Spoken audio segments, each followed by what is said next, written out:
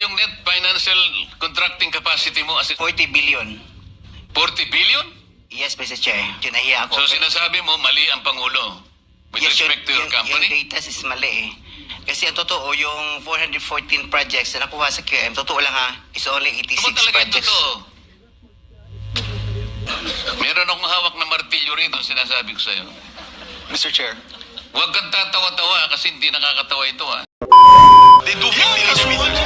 You can file a case against tapos tignan mo yung proponent. Kumula po sa NEP yan. Sino ba naglagay na politiko? Sandali lang po ito, bago ko makalimutan. Madam Secretary of the DBM, will you be able to submit to this committee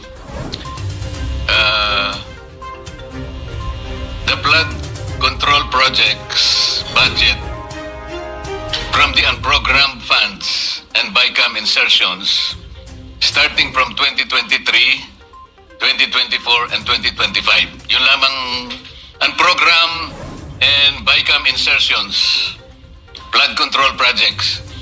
Kasi po, kaya gusto naming emphasize ito, mas malaki po yung kinikita ng politiko dito sa unprogrammed and insertions. Bigyan ko na po kayo ng example. Yung politiko, sabi po sa report, initial report, pagka ganito yung tipo ng project, 30% siya.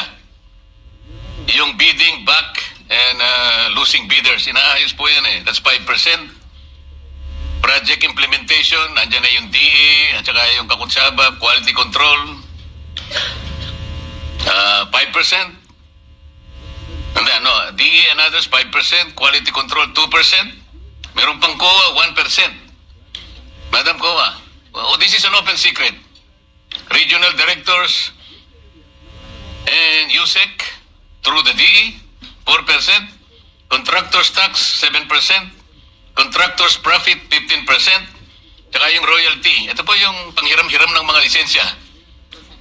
5%. Alam mo ang total, Madam Secretary? 74%. Ang natitira po sa project, 26% na lang. O ibig sabihin po, kung ang flood control project is 100 million, ang talagang magagamit is 26 million. Talagang walang mangyayari po sa atin. Kaya ko lang po tinatanong, sana padala po ninyo 2023, 24, at saka 2025. We will furnish the committee, Mr. Chair. Okay, tas follow up lang po. Salamat po. Follow up po kasi may valid po yung point niya kanina. Identified na po natin yung 11 probinsya na flood-prone areas per the National Adaptation Plan of the Philippines 2023-2025. Bakit po 5 lamang na probinsya ang napagtuunan doon sa flood-prone provinces na yon? At ang napagtuunan po ninyo, wala po doon sa listahan na yon, is Cebu Province, 414 projects. Isabela, wala din po doon, 341 flood control projects. Albay, 273 flood control projects. Wala din po sa listahan yon. Leyte. Ba't ka napatingin sa akin, Senator Mix? Leyte. Wala din po sa listahan. 262 projects.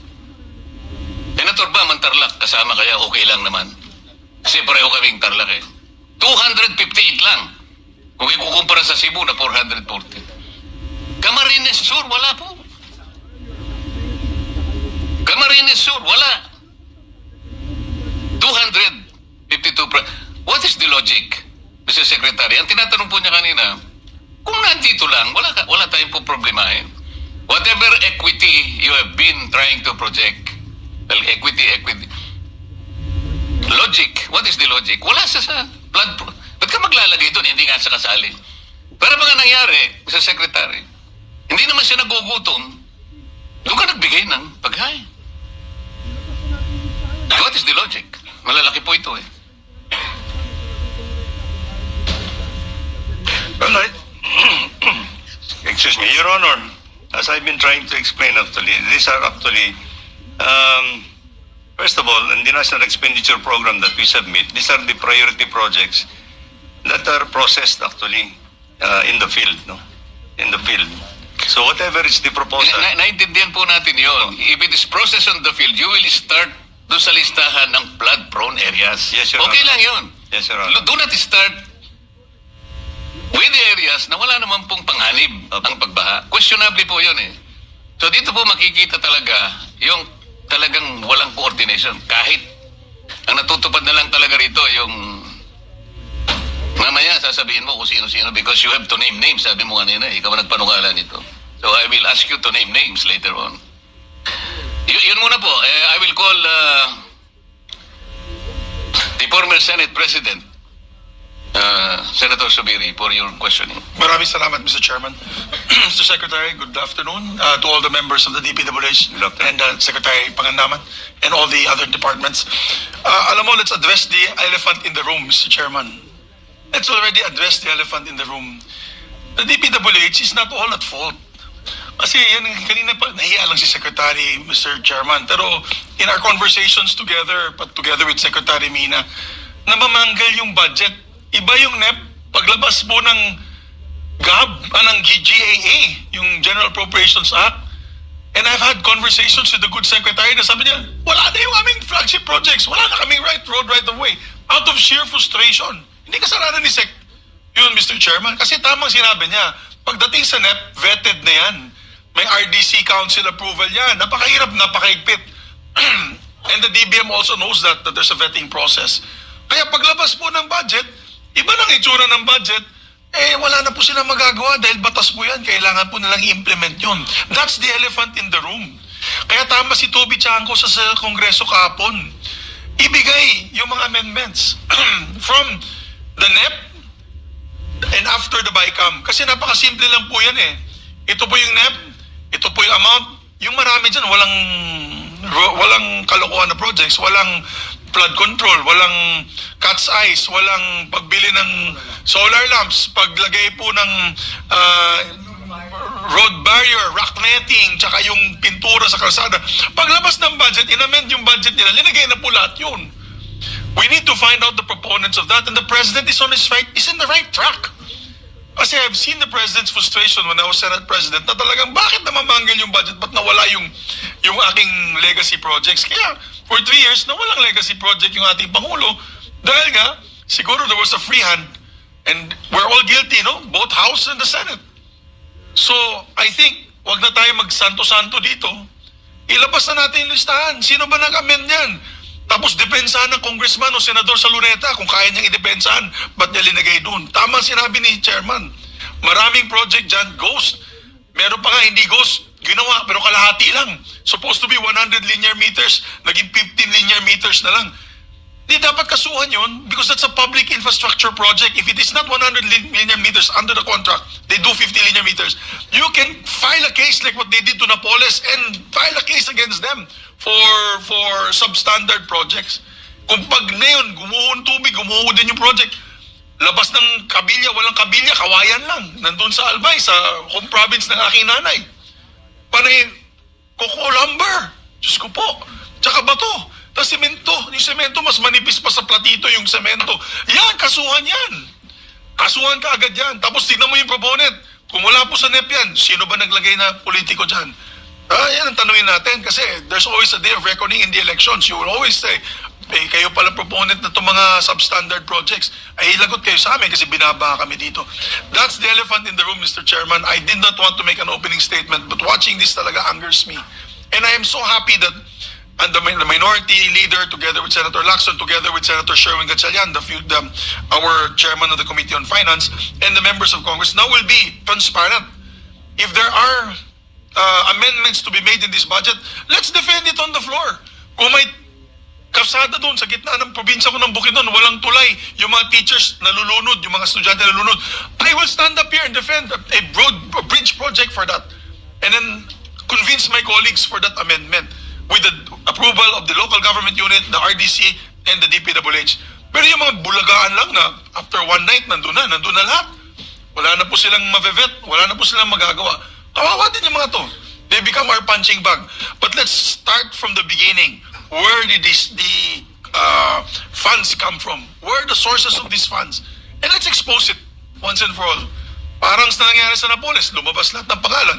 May mga politiko ay ilabas sa mga pangalan. Ilinabas nun ni, at that time it was Chairman Chofisto Gingonan III.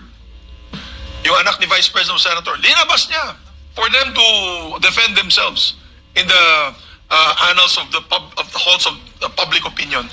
So Mr. Chairman, I pray for you. I want you to have more power, more strength, and better health. Because in the next few meetings to come, in the next few hearings to come, people will look towards you in this committee, together with the DPWH and the... Now, I'm so happy that Ma'am Mina Panganaman, she inspects projects na. Maganda po yan, Ma'am. You're the only secretary of the DBM that I know who's gone out of the office and actually do actual inspection. Kasi tama po yan, kasi pag humingi sila ng pondo sa project na yan, alam na ni Ma'am Mina, bakit ko bibigyan ng project yan na palpak yung project na yan. So at least alam niya na. So I salute them for now their process for reform. But we must fix what has happened in the past. And if cases have to be filed, let's file the cases if need be. Thank you, Mr. Chairman. Thank you for your prayers, Senator Monsignor. Prayer for you, Mr. Chairman, and the members of this Thank you, committee. thank you. In my list, Senator Mark Villar, Senator Win, Mr. Thank you very much, Mr. Chairman. Let me direct my questions to the good Secretary. Secretary, may rini-review namin yung mga contractors sa project na isiniwalat ng ating Pangulo nung nagkaroon siya ng press con. At i-flash ko lang po sa screen yung yan. Ito po yung isiniwalat niya, 15 contractors, iba't ibang projects, iba't ibang bilang ng projects, yung tapos halaga po ng projects. Yung pinakamalaki, 9 billion pesos in a span of 3 years. Pinakamaliit, 4.5 billion pesos in a span of 3 years. Itong mga contractors na ito, Mr. Secretary, sino po ang nagre-review kung sila ay may sapat na kapital, may sapat na kakayahan, meron silang experience, dahil ang lalaking proyekto ho to hindi ito maliliit na proyekto. Biro mo, isang contractor, number 1, Legacy Construction, 9 billion. Kung i-divide ho natin yan per year, that's about 3 billion per year ang kanyang kontrata. No? So, sino ho ang nagre-review ng capability and capitalization of these companies? Your Honor, I think the licensing of these companies will come from PICAB po, yung Philippine Contractors Accreditation Board. So they have to have a valid license. Correct. Then, Okay. then we look into their experience and technical capability. The third is actually we have to look into their NFCC or net Financial. financial contracting capacity. Mm. And all this actually, Mr. Chairman, is actually the basis for them to pre-qualify to bid. If they pass all these three parameters or requirements, then they would be allowed to bid in any project. But who determines at least the minimum capitalization of a company to be eligible for a project or a group of projects? Kasi like for example, in number 1, in 9 billion, if you divide this into 3 years, that's 3 billion a year. So who determines, sino po ang mayroong responsibilidad na kaya niyang gumawa ng project 3 billion in 1 year? Our bids and awards committee will be the one to scrutinize actually That's at the district level, at the regional level, anong pong level? ho, sir? whoever is implementing the project, Your Honor. Like ito ho, sa mga flood control, sino ho ang anong level ho na bids and awards level? Kasi alam ko meron ho kayong iba-ibang back, di ba? Yes, Your merong Honor. district, merong regional, merong central. So saan ho itong mga project na ito, saan ho ito ini-evaluate? Wherever the project is lodged, Mr. Chair. District or regional? District kung district po yung nag-implement, region kung region yung nag-implement, national. I'll show next slide po kasi tinitignan ho namin. Like for example po itong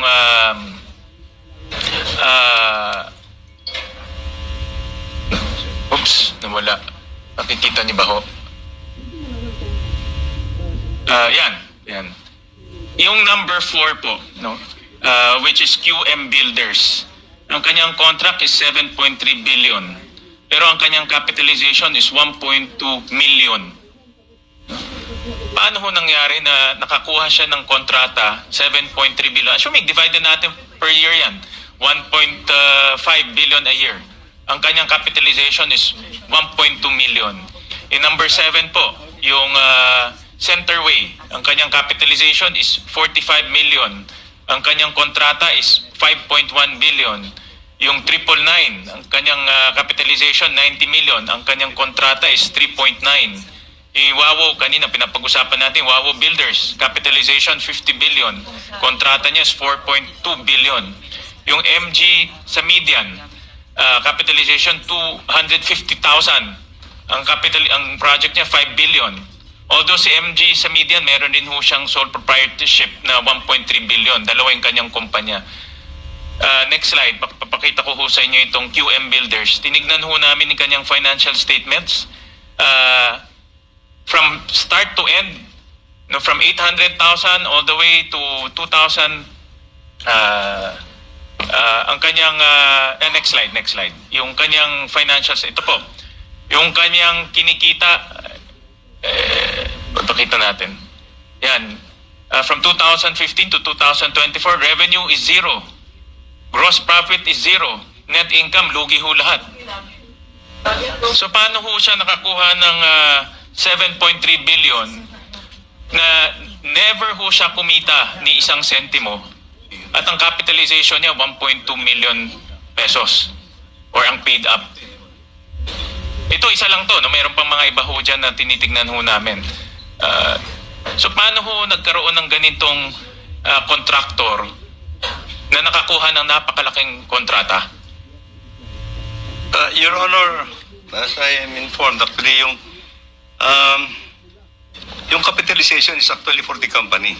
Yes, I know. Yeah, the company. But in the process of pre-qualification for Your Honor, yung net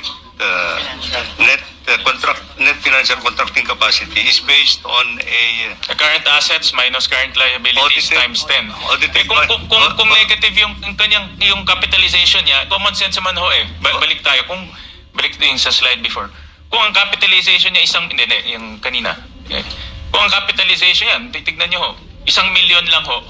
Kahit i-minus niyo pa ho yung current liabilities niya, hindi ho siya talaga aabot ng 7 billion. Ito official statement ho ito, nakuha namin sa SEC. So ang punto ko ho, meron ho talagang mga tao na linalaro po yung pre-qualification stage.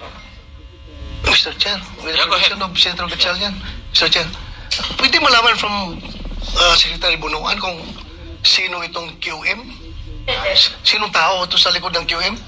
Sino may-ari nito?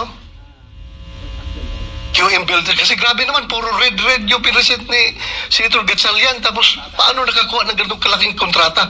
Gusto ko lang malaman po for the benefit of our people na nanonood ngayon. Sino po yung QM? QM Builders, on my record, Your Honor, is actually managing officer here is Mr. Alan Kirante Kirante? in Cebu. Cebu. Yes. Andito ba? Mr. Chair? Ito. Can we invite him, Mr. Chair? Mr. Chair? Paupuin natin? Tanungin natin?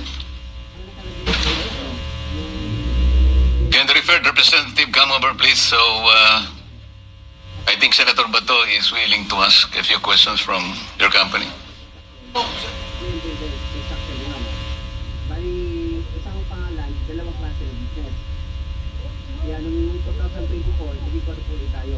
Kaya, sabihin ko, mali. Kasi yung electricity namin, 40%. Ayun.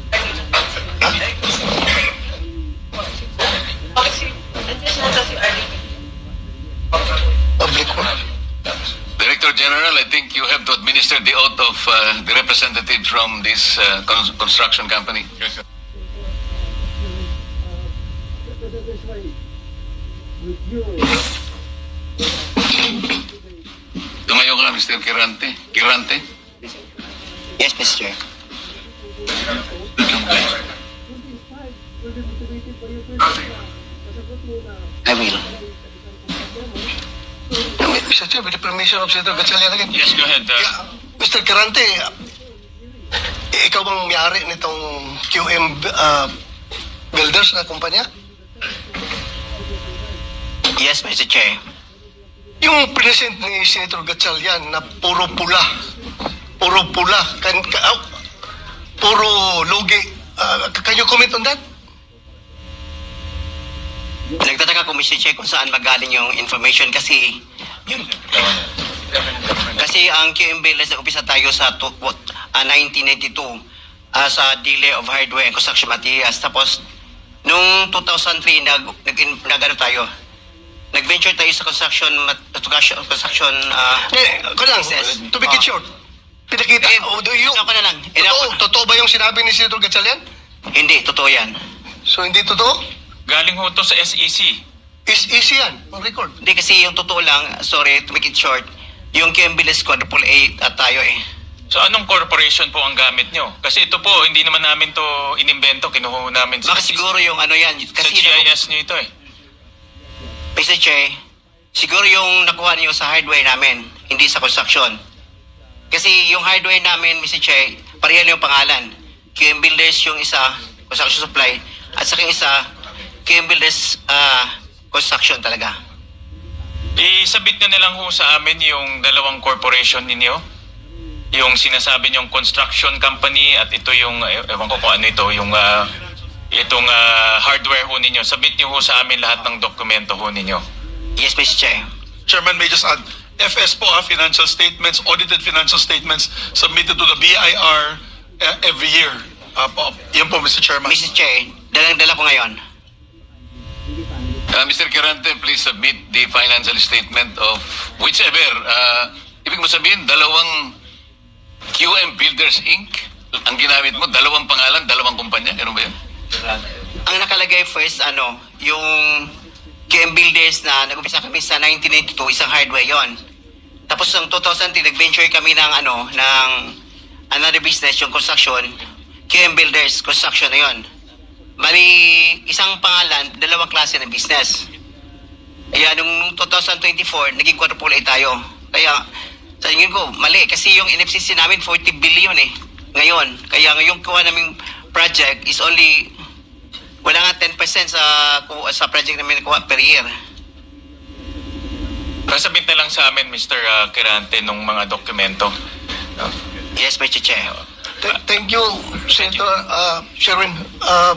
That is why, with your presence today, I hope yung mga umiiwas ngayon na mga contractors na hindi pupunta dito will be inspired, will be motivated by your presence na nasagot mo na yung pala sa isang kumpanya mo. So, sana magsisipot sila yung mga absent ngayon, next hearing. Di ba? Hindi kita dinidemonize dito, ha?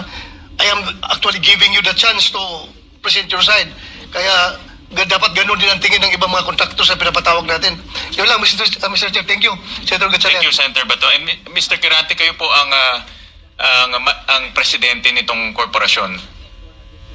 Yes, Mr. Chair. And kayo pa rin po ang naglagay ng kapital. Yes, Mr. Chair. Nakita ko sa inyong articles of incorporation, puro mga anak niyo, kamag-anak, puro Kirante. Anak yun. Mga anak niyo po. Oh. Kasi baka yung, i-clarify ko yan, baka yung nakita mo dyan, and then, wala pang income yan kasi hindi pa transfer ng hindi pa incorporated yung QM, Mr. Chair. Ngayon, ang process pa yon kaya walang kita eh. Hindi pa, mali pa na kanina eh. Sorry, pero mali pala kanina yung nakita ko. Ulitin natin. Anong pangalan nung inyong construction company na ginagamit sa DPWH? QM Builders. QM Builders Incorporated. QM Builders yun lang, Mr. Chair. Sole proprietor yun. Yes, yes. So, Supervisor sole Chair. proprietor yung inyong corporation. Inyong ginagamit sa DPWH. Yes, Mr. Chair. Kami lang nag-umpisa yung mag-asawa. Tapos yung anong pangalan ng hardware ninyo? QM Builders pa rin. QM Builders Incorporated na.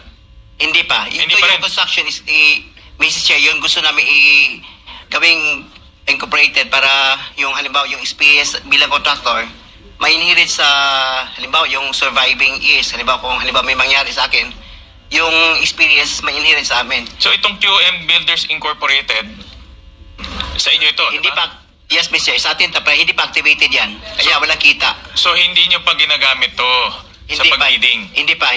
Okay, sige po. Mr. Chair. Babalik po ako kay Secretary. Secretary, I'll just go back to yung slide kanina, yung mga may capitalization. Because sa PCAB, Mr. Secretary, if your project cost is 450 million and above, you should have a minimum net worth of about 1 billion pesos. 1 billion pesos. So ito po, binabangga ko lang dito sa slide.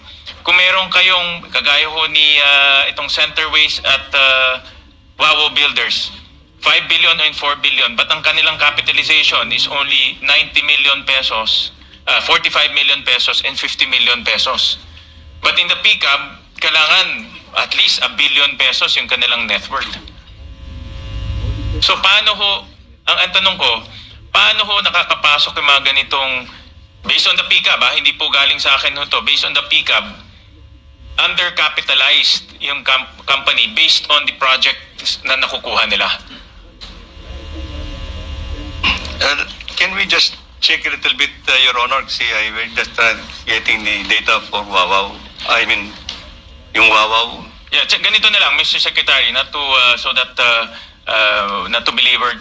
Submit to us who are the entities who approved or awarded those contracts. Exactly saan? Is it at the district level? Is it at the regional level? Yes, Your Because in Honor. my opinion, ito, based on tingin ho, pag ang kontrata, allowable ranges of contract cost 450 million. Next. Net worth. Dapat ang kanyang ito yung capitalization niya, 1 billion and above. So in other words, kung gagawa ka ng proyekto na 450 million ang cost, dapat ang inyong capitalization is 1 billion and above. Ang next will be 180 million as AAA. Pero meron tayong mga contractors kanina na ang capitalization 90 million, 50 million. So undercapitalized siya. So nag-award, ang punto ko ho, nag-award ho ang DPWH ng kontrata sa mga corporations na undercapitalization based on the PCAB. We'll submit all this, Your Honor. Submit to us the exact names Yes, Your Honor. because this is the Committee on Blue Ribbon Accountability, so we need to know sino exactly yung mga taong nag-award because we want to see accountability. Yes, Your Honor. Yun ang gusto ho namin malaman. Dahil nga, kung undercapitalized siya, obviously, yung project papalpak ho talaga. Magtitipid siya. Yun yung napakita kanina na maampaw na project. Walang bakal, buhangin linalagay. So we want to go to the root cause of why itong mga projects, why are these projects being substandard? And because the contractors are not capitalized adequately. Substandard rin yung mga contractors. We'll submit all this information and data, Your Honor, and I think we'll have also to submit actually the process of pre-qualification, Your Honor, para Correct. We read the process of pre-qualification, but may nakakalusot ng mga ganito. Capitalization, 45 million, but you're undertaking 5.1 billion pesos in projects.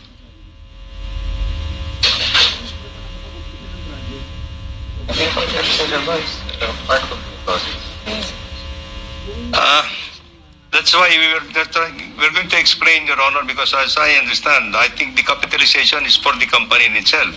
Yes, I know. And I But think the capitalization is also linked to the NFCC, yung net financial contracting capacity. yes, Your Honor, the net contracting capacity is to be based on the audited financial statement by the BIR. By the BIR. They have to issue that net NFCC.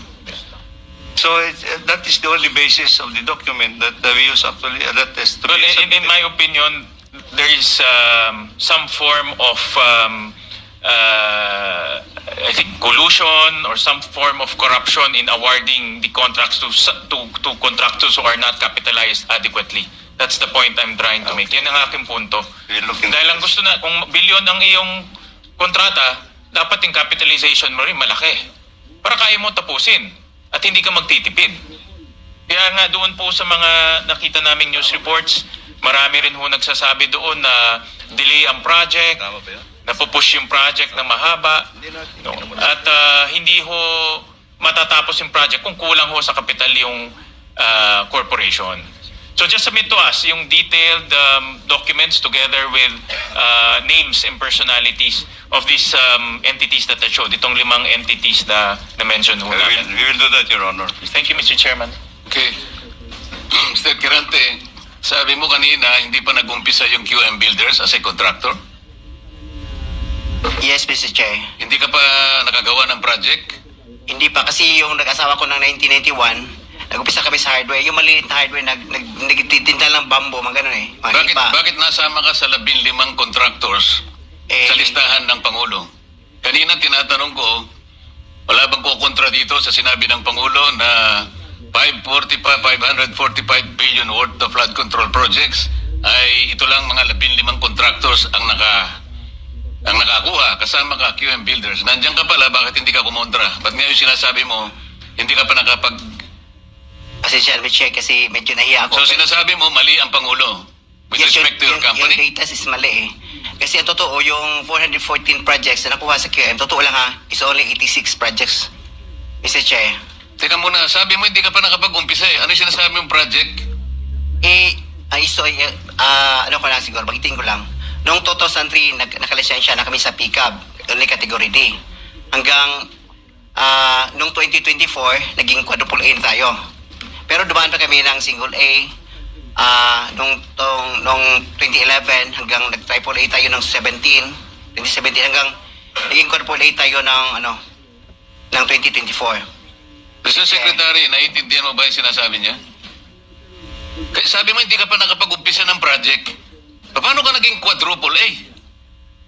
Ano ko lang, Mr. Che, yung sinasabi kong 1992 is hardware pa yon. Yung nakita niyo yung hardware. Hindi natin pinag-uusapan yung hardware mo. Ang pinag-uusapan natin, flood control projects. Tinatanong ka kanina, sabi mo, hindi ka pa nagkapag-umpisa ng flood control projects. Paano ka nagkaroon ng lisensya? Paano ka naging quadruple A? At lalong mahalaga, paano ka nasama sa 15? Gumawa ka na ng flood control project. Gumawa na tayo ng flood control O project. ngayon gumawa ka na naman. Ano ba talaga yung totoo? Baka hindi ka makauwi sa araw na ito. Nagsisinungaling ka na naman eh. Ang sinabi ng Pangulo, kasama ka sa 15. Tama, Mr. Huwag Che. mong mamaliitin ito. Pagkatas dito, aartihin mo kami. Sasabihin mo, hindi ka pa nag-umpisa. Nag-umpisa ka isang hardware. May problema dito eh. Ano lang yan, history lang yung sinasabi ko, Mr. Che. Ano na yung totoo? Yung totoo, may lisensya na tayo na quadruple A ngayon. O ngayon nga, ngayon meron ka ng quadruple. Yes, Mr. Che. O, ilang project ka na-execute mo na? Marami na eh. O kanina sinabi mo, hindi ka pa nakapag-umpisa eh. Meron akong hawak na martilyo rito, sinasabi ko sa'yo. Mr. Chair, Huwag kang tatawa-tawa kasi hindi nakakatawa ito ha. Mr. Chairman, Dito lang nagsisinungaling ka na eh. Mr. Chairman, if I may. Yes, Mr. Mukhang Senator. nahihirapan kasi si Mr. Kirante mag-explain. Tama ba to? Ang sabi mo kanina, hindi ka pa incorporated at ngayon incorporated ka na in 2024. Yes. No. Hindi rin. Yung incorporated, hindi, yung on process pa yun, hindi pa namin na ano yun, na-approve. So lahat ng project na ginawa mo, sole proprietor. Yes, Your Honor. So nakapag-project ka na. Yes, Your Ano Honor. yung sinasabi mong hindi ka pa nagsisimula or hindi mo pa nagagawa? Yung incorporated, kasi hindi pa na-approve yung ano namin, hindi pa naman na-practice, hindi pa na-transfer from sole proprietorship into... So kaklaruhin ko lang, marami ka ng project at tama na isa ka sa top 15, correct Mr. Kirante? Yes, Your Honor. Pero hindi ka pa incorporated. Hindi pa. Yun yung sole pa rin. sinasabi mong hindi ka pa incorporated. Yes, Your Honor. Yun yung binabanggit niya kanina, Mr. Chairman. Malabo pa rin eh. Mr. Secretary, tumatanggap ka ng isang sole proprietorship na mag-undertake ng flood control? Well, Mr. Chair, actually, he has the pickup licensing. Paano siya nagkaroon ng pick-up license as a contractor? He has the a pickup license.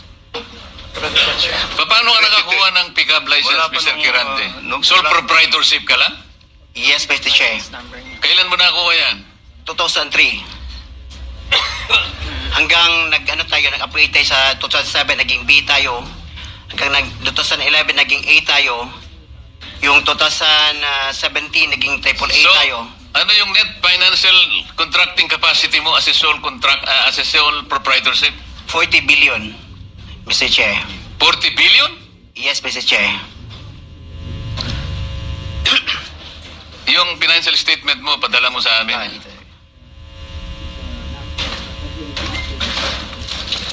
Mr. Chair, if I may. Mr. Chair, Teka muna si Senator JB muna para matapos natin lahat. quick lang para sa kanya. Kanino? Kay Randy. Habang hindi pa siya umalis. Naniniwala ka pa dyan? Naintindihan ko, Mr. Chair, dahil tingin ko, Bisaya ito, hirap mag-express ng sarili niya in Tagalog. Kaya, I would rather advise him na uminom ka ng tubig, mag-inhale ka, relax ka, at ang pagsalita mo, huwag mo masyadong bilisin. Naintindihan kita, pareho tayo Bisaya. May difficulty in expressing yourself ka. Hindi ko kinakabihan, Mr. Chair, ha? Ang sinasabi niya, meron siyang 40 billion pesos. 40 billion. NFCC. 40 billion ang sinasabi niya. NFCC, Mr. Chair. Kaya nga, 40 billion pesos. Yes, Mr. Chair. Oh. Naniniwala ka, Mr. Senator? Ano yung NFTC, Mr. Chair? Hindi ko... Net financial contracting capacity. Totoo, tinoon na, may. Ha? Yeah. May 40 billion ka. Yes. Nakadeposito sa bangko na. Ano sa mga? Ay, hindi. Yung NFCC kinuha sa... Ano yan? Yen o pesos? Asset yan. Kasi yung NFCC, kinukompute ng times 15 yon, Mr. Chair. Halimbawa, may 1 billion ka sa bangko. Pwede ka sa 15 billion. So, halimbawa, may pera ka sa bangko na 2 billion, ibig sabihin, pwede ka sa 30 billion. Yan ang computation. Kaya tayo yung pera natin, kasama na yung mga assets, more than 2 billion. Kaya, i-multiply natin na 15, abot ng 40 billion. Kaya kami pumunta at hanggang 40 billion. Mr. Chairman, Mr. Kirante, ito tinitignan. Ano yung 2015 na QM Builders Incorporated? Ina-apply namin dyan sa SEC. Pero Your Honor. 2015 pa siya. Pero hindi pa namin tinatransfer Transfer to? to sole proprietorship into incorporated. Hindi, ito incorporated na ito eh. This is a corporation. Kasi ang explanation ng bookkeeper natin, yung natin gahandol, yung experience from sole proprietorship, itatransfer muna sa Iba yung experience, iba yung corporate entity. Incorporate entity is 2015 nandyan na siya. Pero sinasabi nyo, walang nangyayari. Wala nangyayari. Ang In-apply lang. ginagamit nyo since noon pa ay yung inyong sole proprietor. Yes, Your Yung Honor. pumapasok inyong income, in other words. Yan din ginagamit nyo pagbibid ng mga projects. Yes, Your Honor. Tama? Ganun ba? Ganun ba ang interpret? So, dalawang entity, yung sole proprietor at yung incorporation. Yes, Your Honor. Okay. Sabit nyo na lang ho sa amin yung mga dokumento na yan. Thank you, Mr.